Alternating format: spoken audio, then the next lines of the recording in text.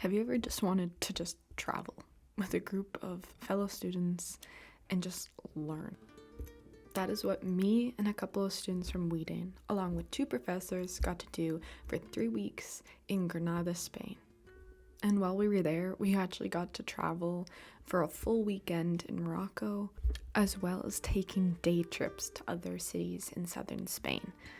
Our main focus on this trip was to learn about Islamic history, to learn about how, especially in Granada, multiple cultures and religions lived together, both in peace and in conflict, and how the changes of power changed the way society worked in these cities.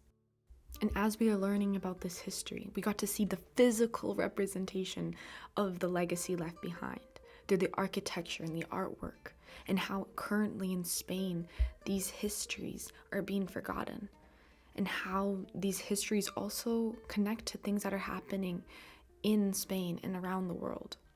And to kind of give you guys a glimpse at what we learned and the experience we had, here's a little summary video of our 3-week adventure in Granada, Spain.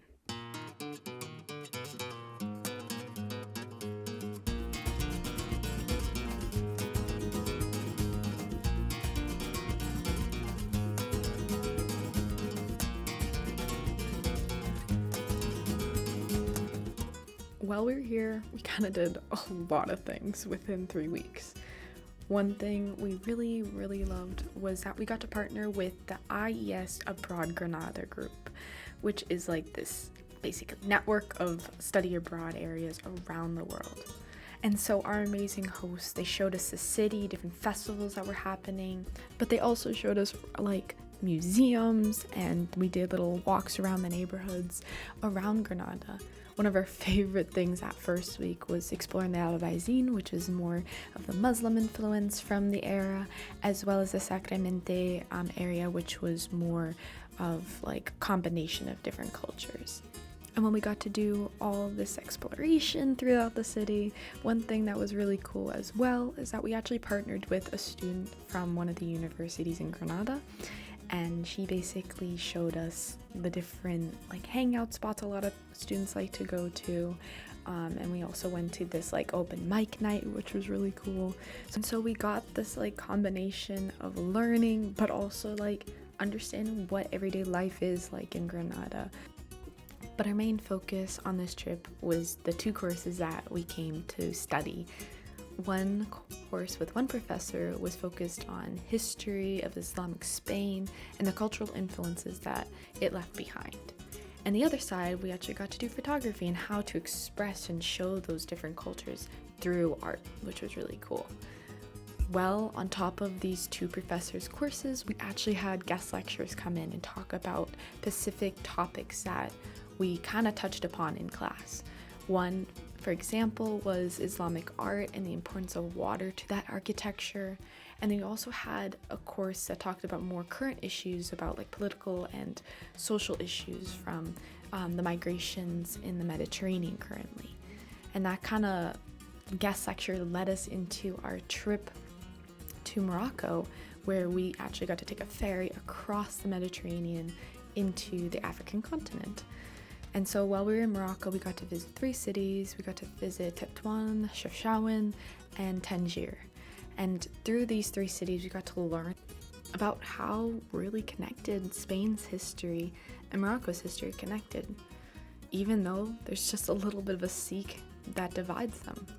We learned about how the Spanish Inquisitions affected Morocco, as well as how a lot of communities that were fleeing persecution and were being pushed out of Spain traveled and migrated to Morocco for safety, and how in these 3 cities they formed communities.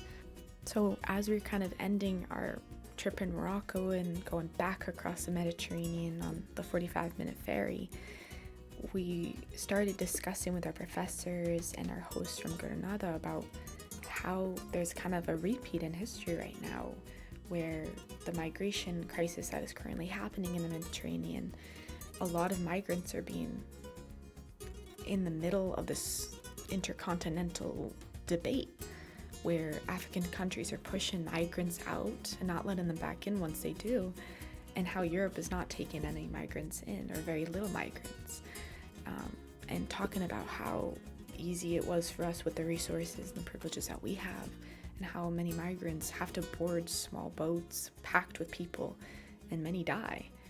And we talked about how the Mediterranean is referred to as a cemetery because of this issue.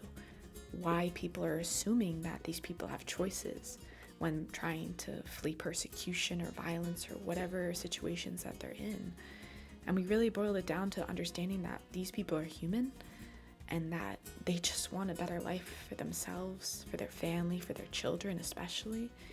They want to give them an opportunity that they never had to cross this dangerous path to get to just even a glimpse or a chance at peace. And so that really put into perspective of what we were all learning and connecting it to history. And so as we come into an end of our 3-week trip, there were 2 trips that I really loved so much. One was our day trip to Cordoba, which is another city in southern Spain, and our biggest cultural historical thing that we visited was the Great Mosque of Cordoba, also referred to as the Cathedral Mosque of Cordoba. And the reason why it's referred to this is because there's a literal cathedral built in the middle of the mosque. And so currently today, this building is used as a cathedral and not a mosque anymore.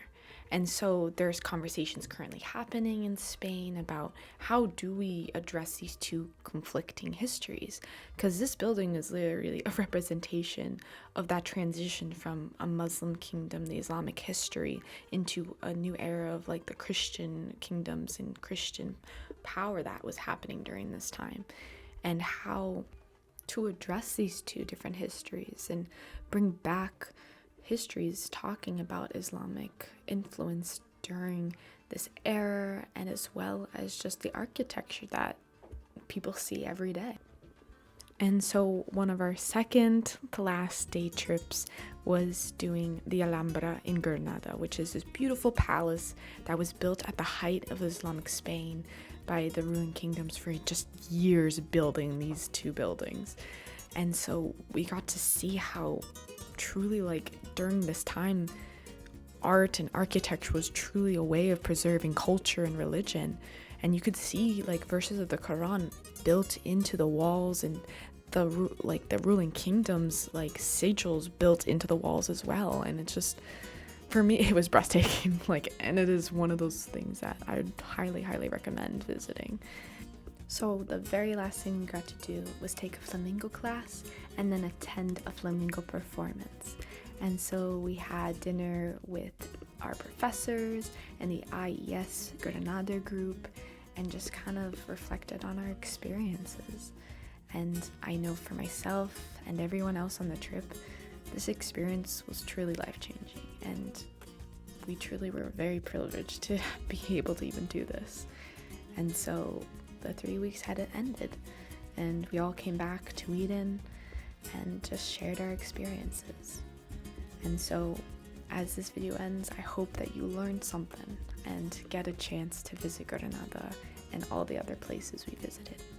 So continue to learn and grow and travel. So thanks for watching.